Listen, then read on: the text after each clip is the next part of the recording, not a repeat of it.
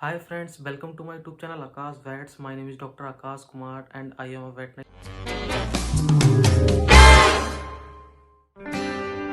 आज का मेरा बहुत ही इंपॉर्टेंट टॉपिक है एपिलेप्सी इन डॉग या फिर डॉग में मिर्गी के दौरे। मैं आज इस वीडियो में जो मिर्गी के दौरे डॉग में पड़ते हैं उनके क्या क्या कारण हो सकते हैं और उस समय हमें जब डॉग को ये फिट्स पड़ रहे हों तो उस समय हमें क्या करना चाहिए क्या नहीं करना चाहिए और हम कैसे अपने डॉग को बचा सकते हैं, क्या इसका ट्रीटमेंट है। तो ये सारी जानकारी आज मैं अपने वीडियो में दूंगा। वीडियो को लास्ट तक जरूर देखें और मैं रिक्वेस्ट करूंगा जिन साथियों ने अभी तक मेरा चैनल सब्सक्राइब नहीं किया है वो मेरे चैनल को सब्सक्राइब करें, जिससे लगातार वो मुझसे जुड़े रहें और मेरे आने वाली वीडियोस हैं उनके नोटिफिकेशन उन्हें मिलते रहें। फिट्स को सीजर एपिलेप्सी नाम से भी जानते हैं। साइंटिफिकली फिट्स को इक्टस नाम से भी जाना जाता है। डॉग में फिट्स तब पड़ते हैं जब डॉग की नॉर्मल ब्रेन की एक्टिविटी में किसी भी तरीके का डिस्टरबेंस हो जाता है।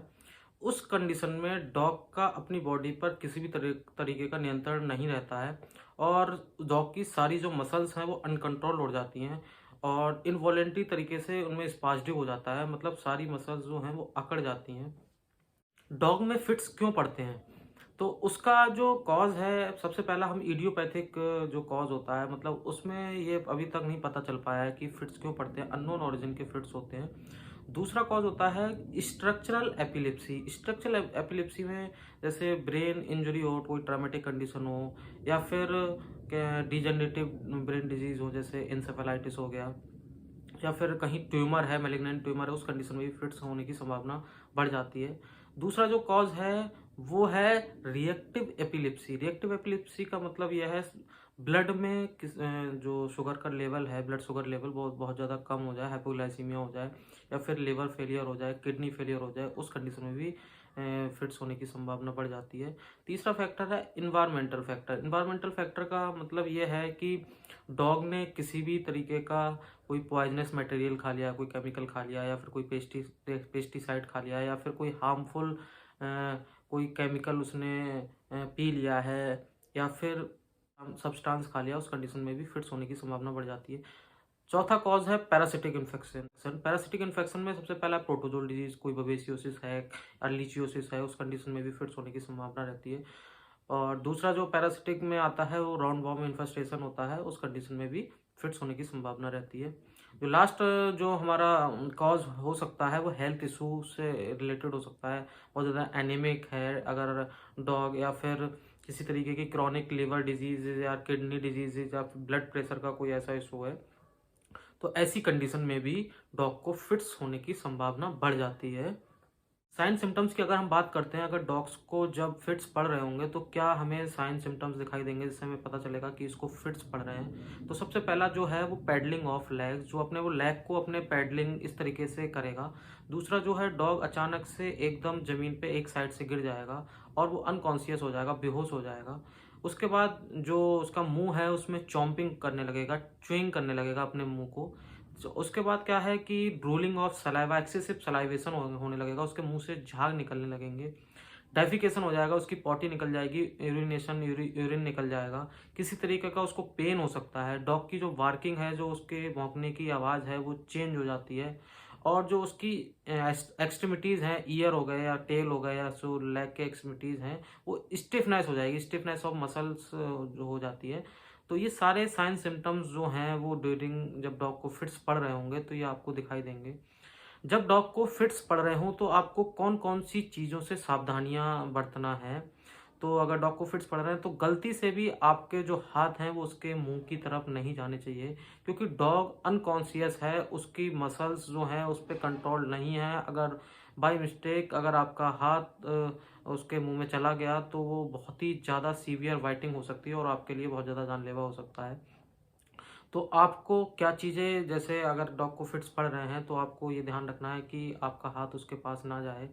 दूसरी चीज़, डॉग को बचा के रखना है कि किसी हार्ड ऑब्जेक्ट से या फिर कोई जो शार्प ऑब्जेक्ट है उससे बचा के रखना है, उसको इंजरी ना हो जाए, उसको चोट ना लग जाए। दूसरी, डॉग को रोड की तरफ, जो बाहर के आउटसाइड घर से बाहर आपको नहीं जाने देना है। तो ये चीज़ें आपको सारी ध्यान में रखनी है और थोड़ा सा ध्यान रखना है डॉग के लिए भी और अपने लिए भी।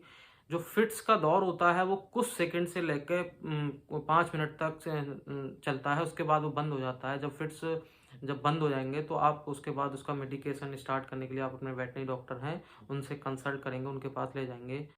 तो प्रिवेंशन की बात करें, अगर फिट्स से अपने डॉग को बचाना है तो उसमें जो आप कर सकते हैं उसकी जो कुछ बातें हैं आप ध्यान रखेंगे। आप प्रॉपर उसकी डिवॉर्मिंग कराएंगे, टाइम टू टाइम जो डिवॉर्मिंग का शेड्यूल है उसको आप फॉलो करेंगे तो आप कुछ हद तक बच सकते हैं। दूसरी चीज़, आप कोई भी प्रोटोजोल इन्फेक्शन है उसकी बॉडी में, उसका आप प्रॉपर उसकी जांचें कराएंगे, ब्लड रिपोर्ट्स कराएंगे और उसका प्रॉपर ट्रीटमेंट कराएंगे। इससे भी आप कुछ हद तक अपने डॉग को फिट से बचा सकते हैं। तीसरी चीज़, वायरल इन्फेक्शन एक होता है कैनाइन डिस्टेम्पर, जो कि बहुत ही ज़्यादा खतरनाक जानलेवा वायरस है। अगर ये डॉग को एक बार हो जाता है तो उससे बचाना बहुत ही मुश्किल हो जाता है। उस कंडीशन में भी डॉग को बहुत ज़्यादा फ्रिक्वेंट फिट्स आते हैं, हर 15 मिनट पे, हर 20 मिनट पे, तो उस कंडीशन में डॉग को बचाना बहुत ही मुश्किल हो जाता है। तो कैनाइन डिस्टेम्पर जो वायरस है उसके अगेंस्ट में आपको वैक्सीनेशन ज़रूर कराना है। तीसरी चीज़, हर 3 महीने पे आप अपने जो वेटनरी डॉक्टर हैं उनके पास डॉग का हेल्थ चेकअप जरूर कराएंगे, उसकी ब्लड रिपोर्ट्स कराएंगे कि उसका हीमोग्लोबिन कितना है या फिर उसका ब्लड प्रेशर कितना है, और जो पैरामीटर हैं, जो ब्लड ग्लूकोज लेवल हो गया उसको चेक कराएंगे। और किसी तरीके का बॉडी में इन्फेक्शन तो नहीं है, कोई क्रॉनिक इन्फेक्शन तो नहीं चल रहा है। इस चीज़ का आप जब चेकअप कराएंगे तो ऐसी कंडीशन से आप अपने डॉग को बचा सकते हैं और उसकी जो लाइफ है उसको आप लंबे समय तक उसको सेव कर सकते हैं। तो ये सारी चीज़ें अगर आप ध्यान रखेंगे तो ये आपके डॉग के लिए बहुत ही अच्छा होगा। ट्रीटमेंट की अगर हम बात करें, अगर आपके डॉग में इस तरीके के कोई भी साइन सिम्टम्स दिखाई देते हैं तो आप तुरंत अपने वेटनरी डॉक्टर से कंसल्ट करें, उनकी देख-रेख में ही अपने डॉग का मेडिकेशन स्टार्ट करें। क्योंकि अगर आपके डॉग को सही ट्रीटमेंट मिलेगा तभी आप अपने डॉग की लाइफ को लंबे समय तक सेव कर सकते हैं। तो दोस्तों, आज का मेरा वीडियो कैसा लगा कमेंट करके ज़रूर बताइएगा। अगर आपके मन में कोई क्वेरी है, कोई सवाल है, या फिर आप कुछ ऐसा सोच रहे हैं कि डॉक्टर साहब आप इस चीज़ पे वीडियो बनाइए, तो कमेंट करके ज़रूर बताइएगा, मैं उस चीज़ पे वीडियो बनाऊंगा। And thank you so much for watching my video. Stay healthy, keep loving always your pets. Thank you.